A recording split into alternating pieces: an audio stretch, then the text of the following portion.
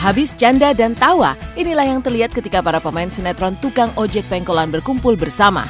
Di sela-sela menanti kesibukan syuting mereka, Purnomo, Babe Naim, Tisna, dan Feni ditantang untuk menghabiskan jengkol dalam hitungan 1 menit. Aksi lucu dan kocak mereka tersaji saat Purnomo, Babe, dan Tisna asyik melahap jengkol yang tersedia di depan mereka masing-masing. Dan yang tak kalah menarik adalah ketika Tisna dan Purnomo kedapatan oleh Babe Naim saat berlaku curang dengan menyembunyikan jengkol di samping dan di bawah bungkusan nasi mereka. Tak sudi hanya makan jengkol bertiga, Tisna dan Purnomo kompak mengerjai Feni dan memaksanya memakan jengkol pula. Lalu siapa yang berhasil memenangkan tantangan memakan jengkol terbanyak dalam waktu 1 menit? Nah kita itu ditantang buat makan jengkol dalam waktu 1 menit. Siapa aja pesertanya? Kita kenal satu-satu. Yuk kenalan satu-satu.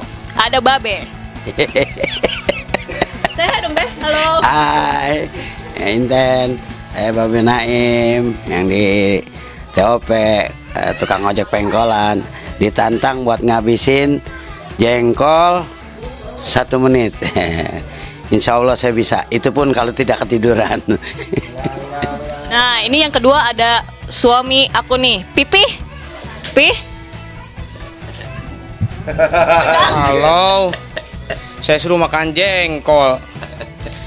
Sudahlah, ayo siap berangkat. Yang ketiga ada Mas Pur. Halo pemirsa, udah sering kan lihat saya Stephen William di sini saya jadi. Ya. Stephen William saya jadi Purno di sini. Saya mau ditantangin makan jengkol. Belum mulai.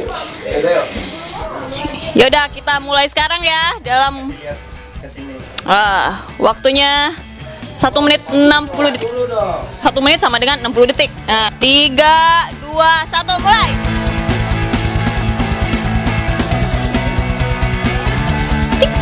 TikTok.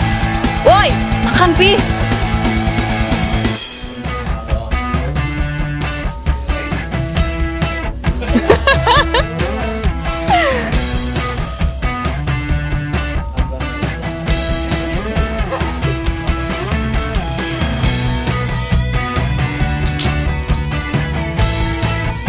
Oke, waktunya 30 detik lagi. Ayo, Be. Mas Pur. Ngapain kan lu situ? Gue kan kucing.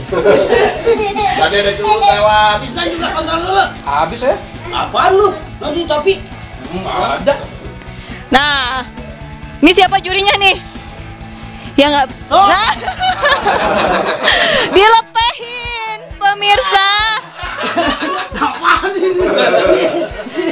Wah, kalau gitu udah ketahuan ya pemenangnya siapa ya? Iya biasa. Dari baunya. Sebenarnya yang menang adalah saya Mafur. Iya. Cuman Lu tadi bilang kalau lomba kagak bawa tua-tuaan. Tuh kotor, Be. Kayak kotor. Kelas. Hargain orang tua. Tuh. Lu pasti yang muda. Yang muda mah masih lama. Nah, saya sebagai anak muda memberi kehormatan Babe buat makan jengkol ini. Gue juga masih waras, berarti gue 2 kali lagi. Jangan. Pegangin, Be. Makan Be.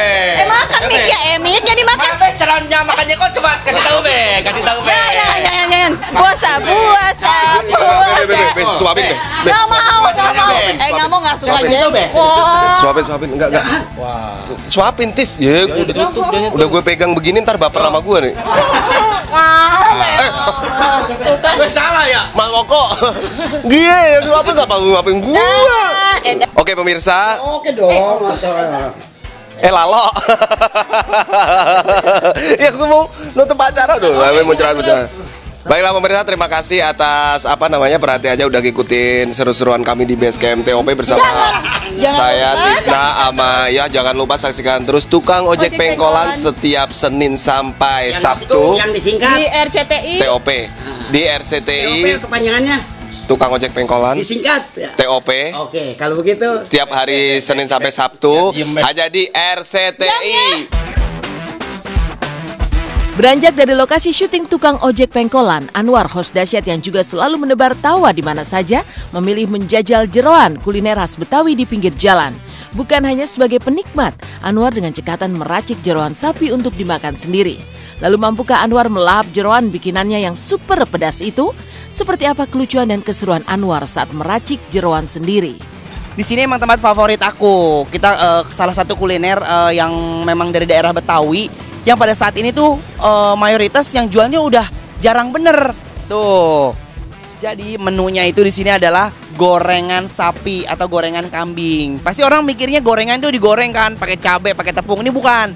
Jadi gorengan itu dia daleman, jeroan sapi kayak usus, kayak paru, kayak jantung, kayak hati. Pokoknya semua ada di dalaman sapi kalau nggak kambing. Itu masaknya di kuali, tapi kuahnya kuah gulai. Tuh, bisa lihat tuh. Sini tuh. Ini siapa? Tuh, lihat tuh. Tuh, ini dinamain gorengan. Soalnya dia pakai penggorengan yang penggorengannya tuh segede gaban. Kalau orang Betawi bilang, ini penggorengannya segede gambreng. Si Babe mana, Bang? Lagi istirahat di rumah. Nah, biasanya di sini tuh yang layanin si Babe Hasan. Ini siapanya? Ponakannya. Betawi asli nih. Aku mau beli ya. Nah, jadi pemirsa Intens, cara belinya itu gampang banget. Nanti kita disiapin mangkok sama si abangnya. Terus kita tinggal pilih dah. Biasanya nih, ini penuh setengah jumbleng. Karena udah malam, ini udah habis nih. Bentar lagi juga habis. Nah, pemirsa, ini kita potong ya. Potongnya sendiri. Mau segede apa juga bisa tuh. Aduh, lihat kan, empuk banget kan. Biasanya kalau orang yang nggak bisa masak daleman atau biasa masak jeroan si sapi kalau nggak kambing, itu pertama dia bakalan lihat. Kita kasih kuahnya. Tuh, kasih atasnya. Kasih atas kuahnya, yang minyak. Tuh, enak kan? Karena lagi kesel dia, masukin cabai yang banyak. Masukin terus. Ini kalau makan dikit tuh kurang.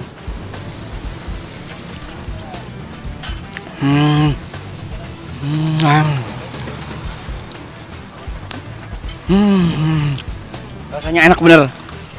Pedesnya menari-nari di mulut. Usai memuaskan hasrat makan jeroan, Anwar sedikit gelagapan saat ia ternyata lupa membawa dompetnya. Tapi bukan Anwar namanya jika ia kehabisan cara. Tanpa malu-malu dan basa-basi, Anwar meminta kepada pengunjung di sebelahnya untuk membayar jeroan yang ia makan. Lalu berhasilkah Anwar? Tahu aja Pak Heri orang kagak bawa dompet ke sini. Makasih Heri, makasih banyak ya. Gimana ya? Untuk makanan ini nih. Bersyukur, nikmatin ya. Apapun makanannya. Apalagi ini makanan Betawi yang dilestariin. Tahu aja ya Pak Heri, kita agak bawa dompet. Kasih kagak bawa dompet tuh. Udah malam-malam kelupaan, tapi tahu aja Pak Heri, berarti dia orangnya peka banget tuh. Tahu nih orang susah yang mana. Orang yang mau makan kagak bawa duit, makanya mepet-mepet mulu. Kayaknya tahu tuh, baik dia. Nah, kita udah makan gorengan kambing ini, gorengan sapi. Buat pemirsa Intens yang mau cobain, memang ini adalah makanan khas Betawi tempo dulu yang memang sekarang udah jarang gitu. Apapun makanannya, apapun tempatnya, apalagi kalau di pinggiran kan, yang penting sehat, bersih, halal. Apalagi kayak tadi kan, kita ketemu bapak-bapak dibayarin, itu yang paling penting tuh. Jadi kita kan hemat juga kan makan di pinggir jalan. Bang, makasih Bang ya. Ya ini Bang siapa ya? Imam. Setelah kisah kocak artis-artis tukang ojek pengkolan dan Anwar, kini kisah tentang terbongkarnya pernikahan Juppe Gaston dulu. Dan kini pasca ajukan gugatan cerai, pernikahan Juppe dan Gaston makin terkuak ke permukaan dan juga makin banyak menimbulkan tanya. Lalu apa yang membuat Juppe merahasiakan pernikahannya selama lebih dari 2 tahun belakangan? Benarkah Juppe dan Gaston menikah berbeda keyakinan? Lalu bagaimana pula dengan kisah asmara Velovexia yang dikabarkan dekat dengan seorang pengusaha?